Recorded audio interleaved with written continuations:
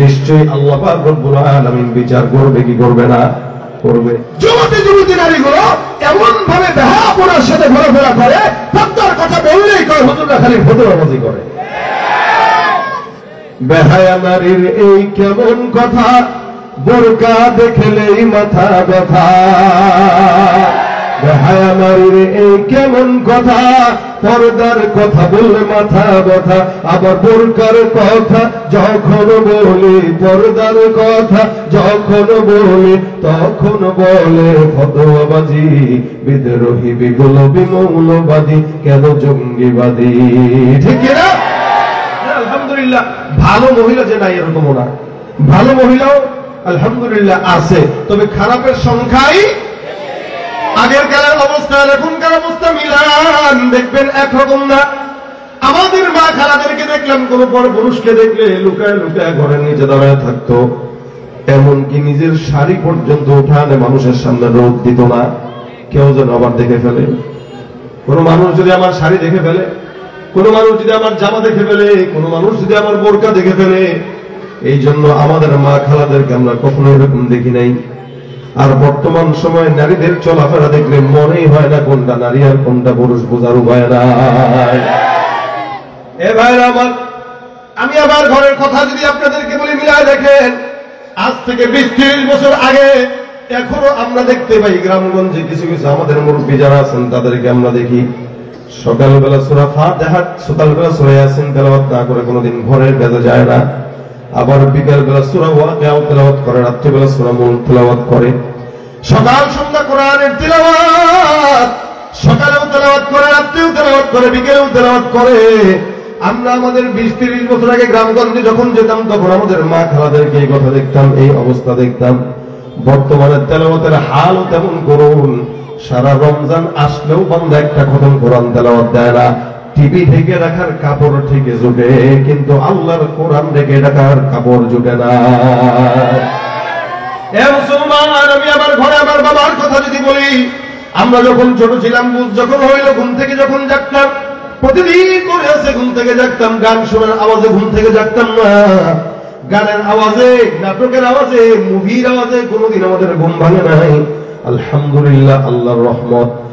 যদিও আমার বাবা একজন আলেম নয়, সাধারণ একজন মানুষ, দাওয়াত ও তাবলীগের মেহনতে সারা জিন্দেগি তাবলীগ করেছেন এবং সরকারি চাকরি করেছেন, কিন্তু দাওয়াত ও তাবলীগের মেহনতের কারণে আমাদেরকে মাদ্রাসায় ভর্তি দিয়েছেন।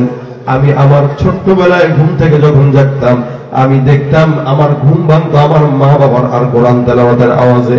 আমার সকালবেলা ঘুম ভাঙতো মায়ের জিকিরের আওয়াজে, বাবার কোরআন তেলাওয়াতের আওয়াজে। জেগে দেখতাম বাবার পাশে বসে বসে কোরআন তেলাওয়াত করে। সকালবেলা আমরা আমাদের মা বাবাদের ঘুম থেকে জাগতাম তেলাওয়াতের আওয়াজে। আর বর্তমান সময়ে আমাদের সন্তানদের ঘুম ভাঙে মা বাবা পাশে বসে বসে মোবাইল, ফেসবুক চালায় আর ইউটিউবের আওয়াজে। ঠিক কিনা? এরপরেও মুসলমান নবীর উম্মত তারা নিজেরা নিজেদেরকে মুমিন দাবি করে, গুনার জন্য ক্ষমা চাবে এটা কল্পনাও করে না। আবার বড় গলায় বলে যে আমার গুনাই নাই। এর মুসলমান, আল্লাহ পাক বলে বান্দা গুনার দরকার নাই, ইস্তিগফার পড়ো, আমি আল্লাহ পাক রব্বুল আলামিন বান্দা তোমাকে ইস্তিগফারের মাধ্যমে গুনাহগুলো মাফ করব। শুধু তাই নয়, বান্দার ইস্তিগফারের মাধ্যমে আমি আল্লাহ পাক রব্বুল আলামিন বান্দাকে রিজিকের অভাব দূর করে দিব। সুবহানাল্লাহ। হে মুসলমান, আমরা বড় গলায় বলতে চাই আমাদের গুনাহ, কিন্তু আমলের অবস্থা দেখেন। আমিরুল মুমিনিন হযরত ওমর রাদিয়াল্লাহু তাআলা আনহু অনেক বড় একজন সাহাবী, ইসলামের দ্বিতীয় খলিফাতুল মুসলিমিন, খলিফাতুল মুসলিমিন ওমর রাদিয়াল্লাহু তাআলা আনহু। উনি জানতেন নবী করিম সাল্লাল্লাহু আলাইহি ওয়াসাল্লাম মুনাফিকদের লিস্টে একটা সাহাবীর কাছে দিয়েছিলেন। ওই সাহাবীর নাম ছিল হযরত হুযায়ফা ইবনুল ইয়ামান। হযরত হুযায়ফা রাদিয়াল্লাহু তাআলা আনহুর কাছে সুন্দর করে মুনাফিকের লিস্টে ছিল। হুযায়ফা প্রত্যেকদিন দেখতো কে কে মুনাফিক লিখতো। আমিরুল মুমিনিন জানতেন হুযায়ফার কাছে মুনাফিকের লিস্টে। একদিন আমিরুল মুমিনিনের মতো ওমর রাদিয়াল্লাহু তাআলা আনহু বলেন, ডাক দিয়া খুব বুঝবেন, ওমর রাদিয়াল্লাহু তাআলা আনহু এমন সাহাবী যার ব্যাপারে আমার নবী ডাক দিয়া কয়, লাউ কানা বাদি নবী, আমার পরে যদি কোন নবী আল্লাহ পাক দুনিয়াতে প্রেরণ করতেন, আমার পরের নবীটাই হইতো আমার সাহাবী হযরত ওমর। কত বড় একজন সাহাবী! এই সাহাবী বলতেছেন, হায় আমার নামটা কি মুনাফিকের খাতায় নাকি ইমানদারের খাতায়? আমার নামটা কি গুনাহগারের খাতায় নাকি মুমিনের খাতায়? আমি কেমনে জিজ্ঞাসা করবো হুযায়ফাকে? ওমর জানে হুযায়ফার কাছে ইমানদারের লিস্টি আছে, মুনাফিকের লিস্টি আছে।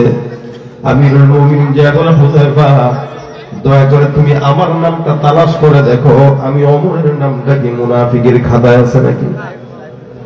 ওমরের মতো একজন সাহাবী, ওমর আব্দুজাহানের খলিফা, উনি যা বলতেছে দেখো আমার নামটা কি মুনাফিকের খাতায় নাকি? হুযায়ফা তো অবাক, কি বলে আমিরুল মুমিনিন, আপনার নাম কোন জায়গায় থাকবে এটা তো আমি কেমনে বলবো? ওমর ডাক দেয়া বলে, আমি জানি তোমার কাছে আল্লাহর নবী সাল্লাল্লাহু আলাইহি ওয়াসাল্লাম মুনাফিকের লিস্টে দিয়েছেন, কিন্তু হুযায়ফা কয়, ওমর আমিরুল মুমিনিন ক্ষমা করবেন, আল্লাহর রাসূলের নিষেধ আছে, কে মুনাফিক এগুলা বলা যাবে না, গুনাহটাকে গোপন রাখা এটা আল্লাহর রাসূলের আদেশ। কিন্তু আমরা সমাজের চায়ের দোকানে বসে বসে একজন আরেকজনের গীবত করতেই সবচেয়ে বেশি মজা পায়। এলাকার চায়ের দোকানগুলো ছোটখাটো একটা সংসদ, এই সংসদের স্পিকার, মাননীয় স্পিকার হল চাওয়ালা। ওই মাননীয় স্পিকার চা কথা কয়, আপনি কি করেন, আপনি কি করেন, ওইটাই তো আপনি, ওইটাই তো বসে বসে অমুকে কি করছে, তমুক কি করছে, সারা দুনিয়ার মানুষের কি বল, নিজের তলায় যে দোষের অভাব নাই ওদিকে তার নজরও নাই। ঠিক কি নজর? আমিরুল মুমিনিন হযরত ওমর রাদিয়াল্লাহু তাআলা ডাক দিয়ে বলে, হুযায়ফা আমার নামটা কি মুমিনের খাতায়, ইমানদারের খাতায়, মুনাফিকের খাতায় একবার বলা যায়? হুযায়ফা ডাক দিয়ে বলে, আমিরুল মুমিনিন এই কথাটা আমাকে আপনি জোর করবেন না, বাধ্য করবেন না। কেন? আমার পয়গম্বর মুহাম্মদুর রাসূলুল্লাহ সাল্লাল্লাহু আলাইহি ওয়াসাল্লাম আমাকে নিষেধ করে দিয়েছেন। এটা বলা নিষেধ। নবী বলেন, মান সাতারা মুসলিমান সাতারাহুল্লাহু ইয়াউমাল কিয়ামাহ। জমিনের মধ্যে কোন ইমানদার মুমিন যখন আরেক ইমানদারের দোষ গোপন করে দেয়, আমার আল্লাহ পাক রব্বুল আলামিন কিয়ামতের ময়দানে ওই ইমানদারের দোষগুলো গোপন রেখে দেয়। আর আমার জমিনের মধ্যে আমাদের দোষ যদি প্রকাশ হয়ে যায়, লক্ষ টাকা দেওয়া হলেও সেটা গোপন রাখার চেষ্টা করে কি করে না? কোন একটা খারাপ জিনিস প্রকাশ হয়ে গেল, ইজ্জতের ভয়ে 10 লাখ লাগুক 20 লাখ লাগুক, দাও টাকা দিয়া ওই জিনিসটাকে চাপা দিয়া দাও। মুসলমান কিয়ামতের ময়দানে কোটি কোটি মানুষ, এই প্রত্যেকটা মানুষের সামনে দোষগুলো প্রকাশ করবেন আল্লাহ। নবী বলেন, তুমি তোমার দোষগুলো যদি প্রকাশ করতে না চাও, তাহলে তোমার পার্শ্ববর্তী মুমিন ভাইয়ের দোষগুলো তুমি গোপন রেখে দাও, নিশ্চয়ই আমার আল্লাহ পাক রব্বুল আলামিন তোমার দোষটাকেও গোপন রেখে দিবেন। সুবহানাল্লাহ। এই জন্য কারো দোষ তার জানা থাকলে এলাকায় বলে বেড়াবেন, কি রাখবেন বলেন? কথা বলে কি করবেন? কারো অন্যায় থাকলে নিজের আপন ভাই হোক, নিজের বন্ধু হোক, অন্যায় জানলে কি করা উচিত? গোপন রাখা উচিত। হুযায়ফা ডাক দেয়া বলে, আমিরুল মুমিনিন আল্লাহ পাক রব্বুল আলামিনের পয়গম্বরের নিষেধ। নবী বলেছেন, খবরদার কাউকে জানানো যাবে না, কার দোষ কোন জায়গায় এটা জানার দরকার নেই, কে মুমিন কে মুনাফিক। নিশ্চয়ই আল্লাহ পাক রব্বুল আলামিন বিচার করবে কি করবে না? করবে।